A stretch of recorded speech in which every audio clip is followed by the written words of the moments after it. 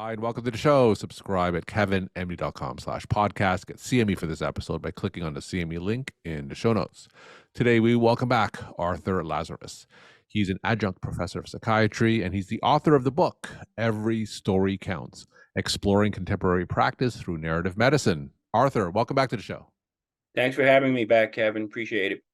So I was just looking back. We last had you on over 2 years ago. And for those who didn't listen to our first episode together, just briefly share your story and journey to where you are today.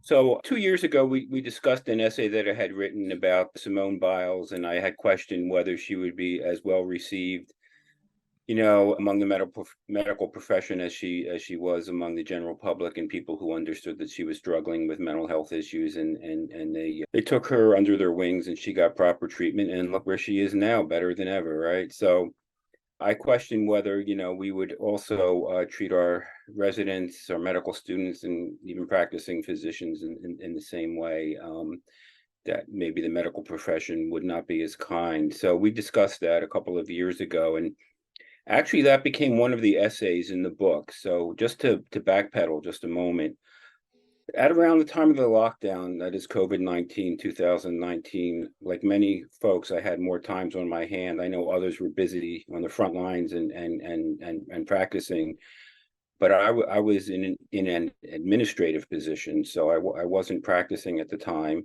and I was actually laid off from the position, and I suddenly had a lot of time. I was deciding to retire, not to retire, decided to apply for a few jobs, was rejected from several or didn't hear back. And I started to think about, well, maybe it's my age, because I was around 65 at that time.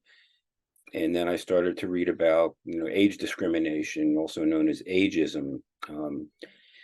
And the long story short, Kevin, is that with all this time on my hands, I started to write.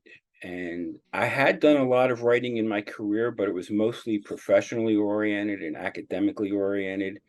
I worked in the pharmaceutical industry for a dozen years, so you know how scientific writing is. It's a lot different than what we now call today narrative medicine writing. And I got interested in the field of narrative medicine. I'd never heard of it until I literally stumbled upon it a few years ago, realizing that it was an outgrowth of Columbia University and a couple of big names in the field that are synonymous with the narrative medicine movement. Medical schools now offer writing courses for students, residents, and faculty. And with all this in mind, I began to write about a lot of things that I was confronting at the time, including possible age discrimination, including unemployment and whether I would ever work again, and a host of issues, really, I guess, that were just bottled up over a decade or two. And my style of writing was so conducive to what you put on your website, your wonderful, wonderful website. 1,000 words, give or take, and that was my wheelhouse. I found myself writing essays, sometimes opinionated, but not always, an op-ed. A lot of the essays included what I would call memoir, which were experiences that I had had over my career that I incorporated into my essays simply to make a point. But I wasn't trying to write my autobiography. And here's where my son comes in, my lovely son who lives in Hawaii, and I visit him a couple times a year, and he and his family, and he is a writer. I mean, he's a poet at heart, but he went through a complete education with an MFA degree and a PhD degree in English, and he's a writer and a teacher for at the University of Hawaii as a living. And he says to me, "Dad, why don't you write your autobiography?" I said, "Josh, no way. Nobody wants to read about me. I mean, people don't want to read autobiographies in general. They tend to be kind of boring. I think it's a narcissistic adventure." And then I realized as I was writing these essays now, and so I started in 2019, fast forward to 2021, 22, when my son and I had this conversation, I realized that I had a lot of memoir in my essays. Mm-hmm. So I decided what I would do was to collate these essays from 2019 up until early 2023. I'd say 50% of them, Kevin, appeared on your website, kevinmd.com. I found that there were two other websites that were also very simpatico with what I was doing. One of them is MedPage Today, and they accepted a fair number of my essays, and also Doximity.com. Hmm. And then what I ended up doing was collating them and realizing that I could sort them into themes. There were different themes. Some were professional issues, some were physician issues, some were related to education and training. And I had at that time 76 essays online. I collated them. I worked with the American Association for Physician Leadership, Hmm. which is a great organization that, as you may be aware of, really is the home for physician leaders, for physicians like myself, who over their careers have gravitated into non-clinical roles and worked with them. They're also a publishing company. They further edited my essays and they published it, and the book just came out a couple weeks ago. And I was the one who came up with the title. They said they reserved the right to title it the way they wanted to, but I think they liked my title. I think it was right on, it hit the spot. I titled it Every Story Counts, Hmm. because I literally believe that every story counts. Every one of us has not only one story, but many stories to tell. We should write often, much more often than we do. And then the subtitle, Exploring Contemporary Practice Through Narrative Medicine, because I realized that's really what I did was I explored all sorts of themes that Okay. affect physicians and students and residents today. Now, So your book, like you said, Every Story Counts, Exploring Contemporary Practice Through Narrative Medicine. So, what are some of the major messages that you want readers to come away with after reading your essays in the book? writing is therapeutic. I want them to understand the value of writing narratives. As Rita Sharon, who's the physician who really started the movement at Columbia, said in the title of her book in 2006, that narrative medicine honors our patients. They're stories that honor our patients, Hmm. and I think it's important for physicians to not only honor their patients, but also encourage their patients to write narratives as well. There's so much more revealing about their illness and their station in life than the information that we can normally obtain just in the course of an office visit.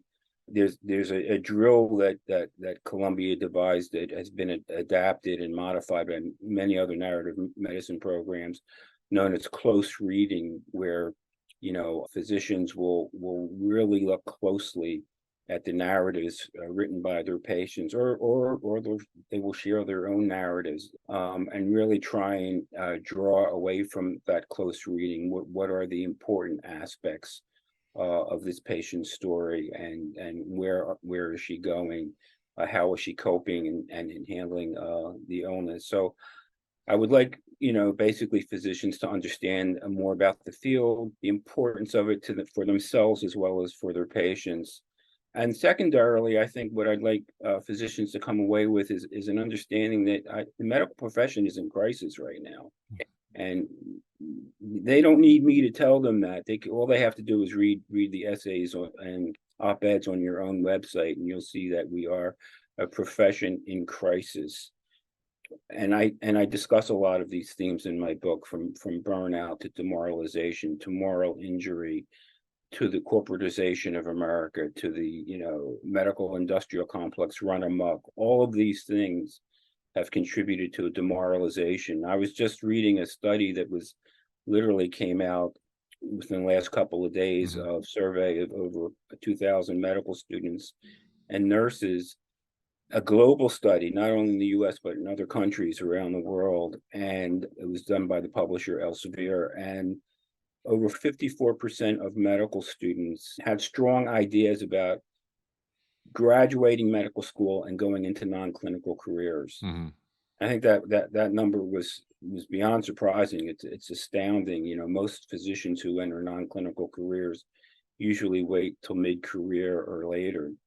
but the pressures that, are upon our medical students are significant, and we need help as a profession. And I hope that others read this book, not only physicians and trainees, but I hope healthcare administrators Hmm.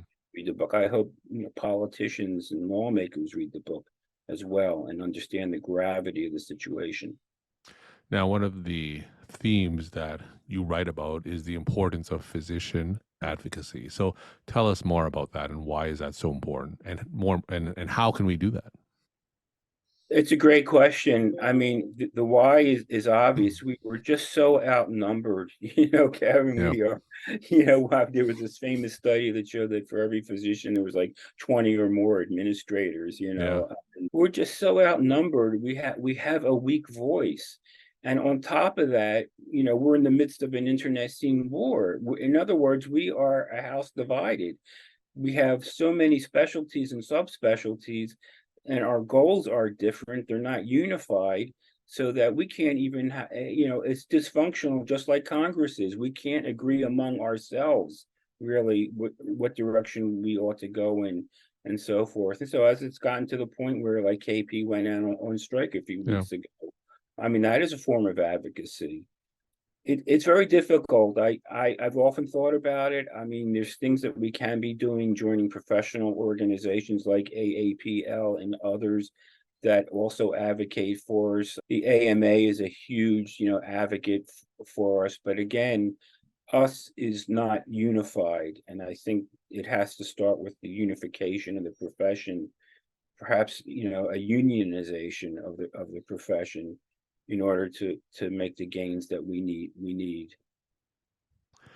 Now, can you share a personal story or an anecdote from your own experiences that kind of propelled you to collect all your essays and publish it formally in a book? So, was there a singular event that said, people need to read what I have to say? It wasn't a singular event.